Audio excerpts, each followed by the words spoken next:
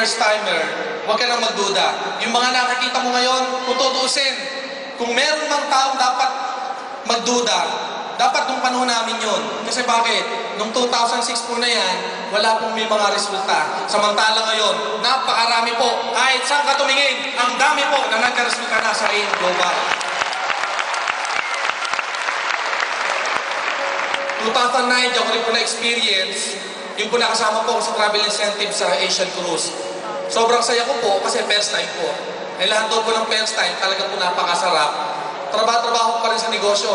Time po na yung 2009, ito na po yung time na talagang, sabihin na natin, na yung kinikita po namin nung talagang 6 digits na. So sobrang, para kahit ako, yung family ko sa amin, sa Nueva Ecija, nagugulat yung iba ayaw pa rin maniwala. Nakikita na lang may resulta ka na, hindi pa rin naniniwala. So minsan po, ganun talaga. Kung sino pa yung mga kakilala mo, kung sino pa yung malapit sa'yo, yun pa yung ayaw maniwala. Tama ho ba? Yes. 2009, trabaho, guys, good news. Another year ulit, 2010, sabi ko, hindi na ako papayag na sa 2010, yung sasakyan ko, hindi ko upgrade, hindi lumaki. So sabi ko, April of 2010, gusto kong bumili mas malaki sasakyan. Kasi po, yung pinupuntahan ko na noon, hindi na malapit. Pag pumupunta ka ng parting Isabela to Gigaraw, grabe po ang daan dyan, naawa na ako sa sasakyan ko. Sabi ko, April of 2010, maglalabas ako ng bagong sasakyan, SUV car. Hindi po nangyari. Kasi bakit? March pa lang, nabili ko na.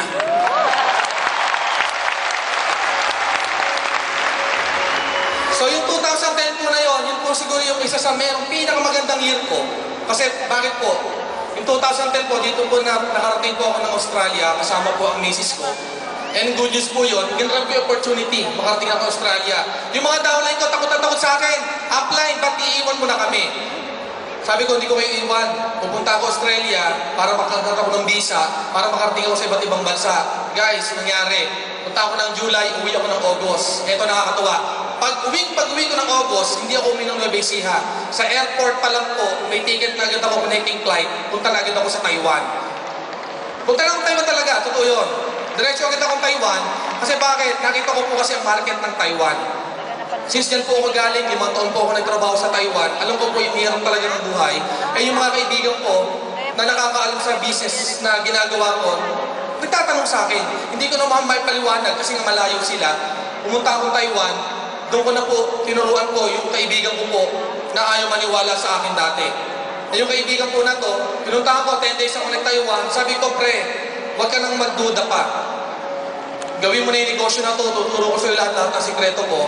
Good news po, yung tao po na to, talagang pinakinggan po. Yung 10 days po sa Taiwan, wala kami ginawang magkaibigan, kundi turuan ng negosyo. Good news, after 1.5 year, yung kaibigan ko na yon, isa na rin sa Millionaire Circle, Global Ambassador ng kumpanya, Bill Bulawi.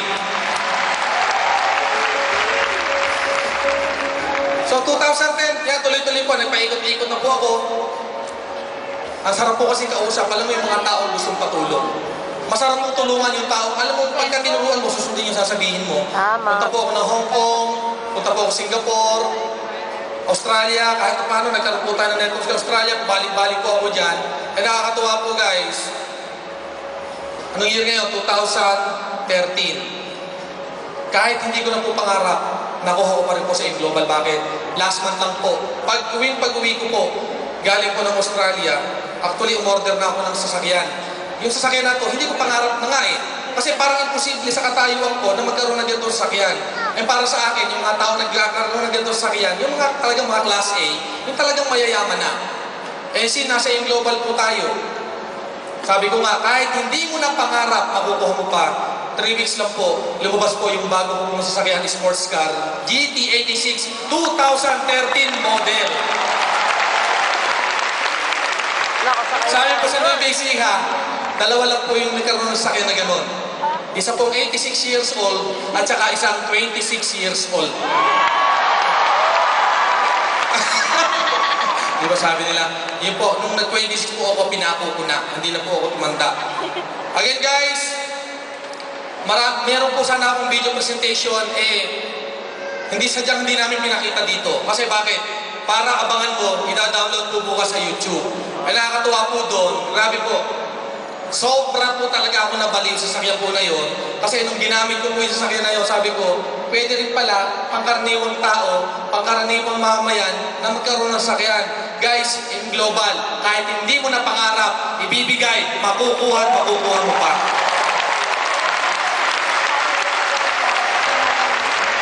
Gusto kong pasalamatan po ang aking pong grupo.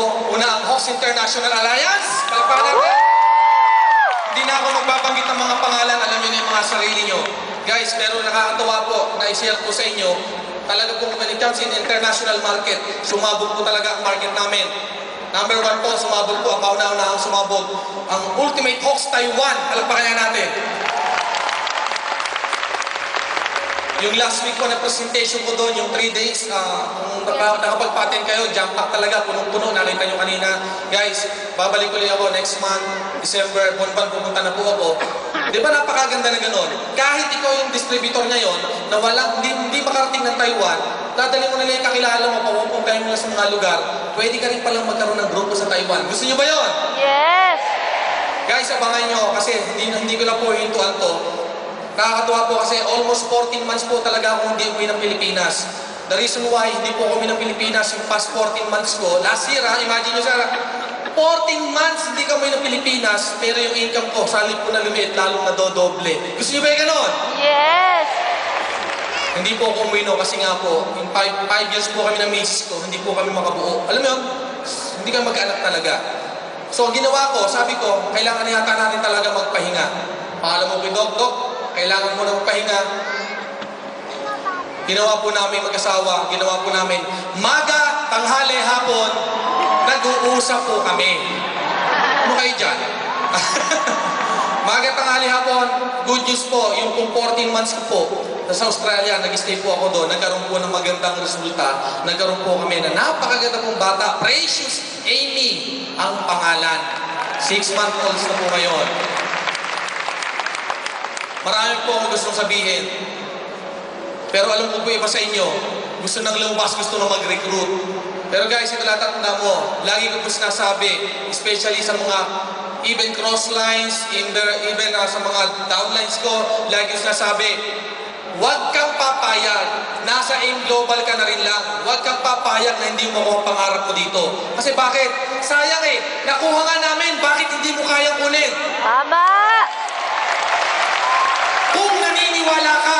Kung naniniwala ka na yayaman ka sa AIM Global, tama yan. Paniwalaan mo yan. Dahil gaya namin, mga distributor lang din kami. Pero ngayon, guys, ibang-iba na.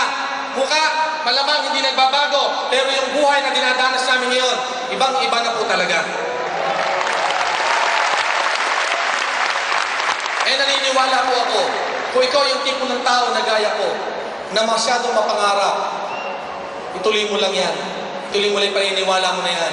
Dahil naniniwala po ako, 1 year, 2 years from now, malamang, ikaw na isa na nag-share dito, nagkukwento ng successful story mo dito. Gusto ko pasalamatan ang mga owners ko ng company. Dahil kung wala po sila, yung mga guidance po nila sa akin, sila Doc Ed, Sir Francis, Sir John, malamang wala pong Andy Akat, walang first OFW na nag-succeed dito sa AIM Global. Hindi po na tatanong si Sir Francis Miguel, hindi ko makakalimutan, Sir, gusto ko lang kwento. First big day ko po sa Nueva Ecija, ang tanong sa agad sa akin yan, Andy, kayo mo bang magpa-big day sa Nueva Ecija? Nag-send po ako. Sabi ko, Sir, kaya-kaya ko yan. Ganun po ako naniniwala na kaya ko. Punta si Sir Francis, nag-isimula pa lang kami nun. Inarserve ko po yung lumang bahay. Guys, grabe. Iyang-iya ako kay Sir Francis. Kasi alam ko, kung nakita niya yung tao, baka hindi naman salita. Ang umaten po, wala pang 10. Ang pinarserve sa akin, pansit at saka po, 50. Guys, nakakahiya. Pero sabi sa akin ni Sir Francis, di ko makakalimutan, Andy, okay lang yan. Bakit? Ganyan din nung nagsimula kami sa ganitong negosyo. Huwag kang titigil, Andy. Dahil nakikita namin sa'yo. Sige, tuloy lang yan. Dahil nakikita namin sa'yo, one time, sa Nueva Ecija, ikaw yung pwedeng maging top distributor. And guess what? Nangyari po. Salamat, Sir. Gusto ko rin po pasalamatan ang mga training team, mga crossline, mga speaker bureau. Kasi wala man po ako sa Nueva Ecija. Talagang yung support ko po sa kanila, sa mga grupo namin doon, nandun pa din. Sabi ko sa mga downlines ko, okay lang mainggit, in positive. Pwede ka mainggit, lalo ako po, nung magsisimula, inggit na inggit din ako sa mga tao kumikita. Kaya lang yung pagkainggit ko, one time, gagayahin ko rin kayo. Tama? And last na po, sa huli po, gusto kong pasalamatan po, yung grupo din namin sa Israel, ang Miraculous Hawks, ang E-Hawks, Jeddah, ang Hong Kong, Milano Hawks, sa lahat po, sa mga hindi ko po nabanggit. Again guys, maraming salamat po. Mabuhay po ang AIM Global. Thank you. Yes, palakpakan natin, Mr. Andy Yakat!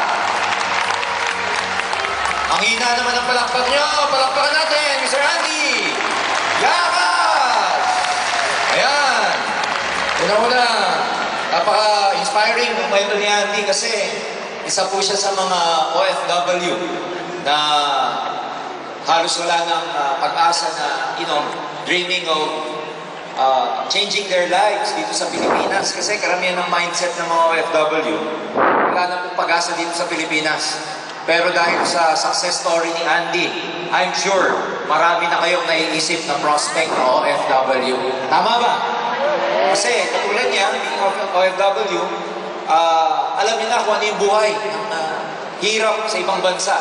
Kaya naman, si Andy, isa po siya sa mga distributors ng AIM na kumalat ng grupo sa iba't ibang part na ng buong mundo. Meron siya sa Israel, sa banggit niya, Italy, Hong Kong, Singapore, Taiwan. Bago ko malimutan pala, kahit malabo yung mata ko, nakita ko si Glenda kanina.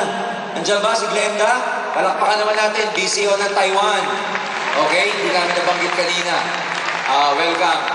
So, anyway, ladies and gentlemen, para tuloy-tuloy tayo and to give you more inspiring stories, gusto ko lang i-reiterate yung sinabi ni Andy kanina na napakaganda and applicable sa bawat isa. Yung sinabi niya na huwag kang titigil. Napaka-importante po noon, lalo na sa mga nag-start sa business, kasi lahat ng mga obstacle and challenges, pag nagsisimula ka, no? Kaya yung word na huwag kang titigil, napaka-powerful nun. Kasi sa susunod, pag hindi ka tumigil sa negosyong to, I'm sure sa susunod, ikaw naman ang magsasalita dito sa harap pagdating ng panahon. Tama ba? So para tuloy-tuloy, another inspiring story, kung tatawagin ko,